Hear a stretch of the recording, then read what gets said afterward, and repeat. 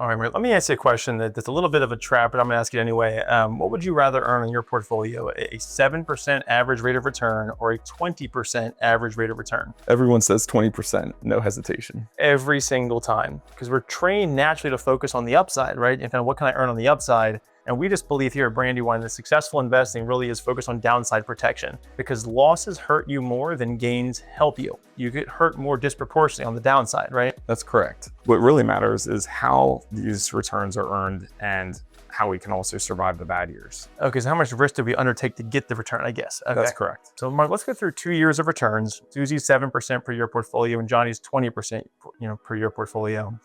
In year one, let's stick with year one, Susie earns 7%, right? So that brings her from 100,000 to 107,000. Now Johnny has a blockbuster first year. He earns an 80% return.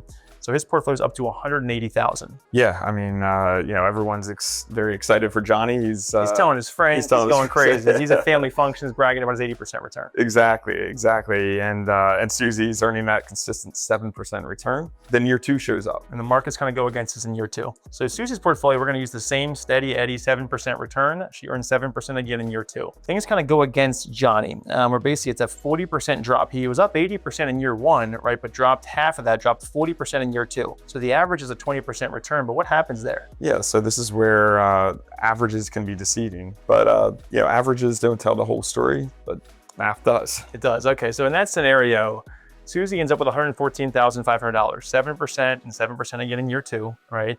Johnny actually gets up to 180,000, but the 40% drop, $72,000 drop, 180,000 brings him down to 108,000.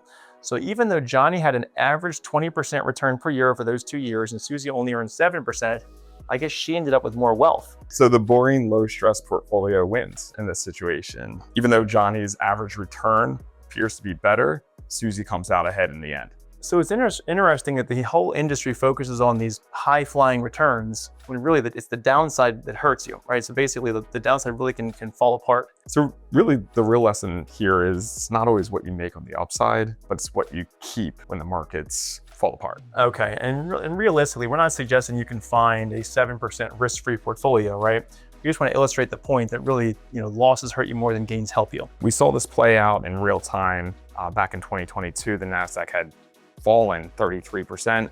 Lost a third, okay? Yeah, it took basically 50% increase to get us back to where we were at the start of that. Okay, and that's where the math really is striking, is that if my portfolio falls, 10%, I need 11% to get back to where I was. That's right.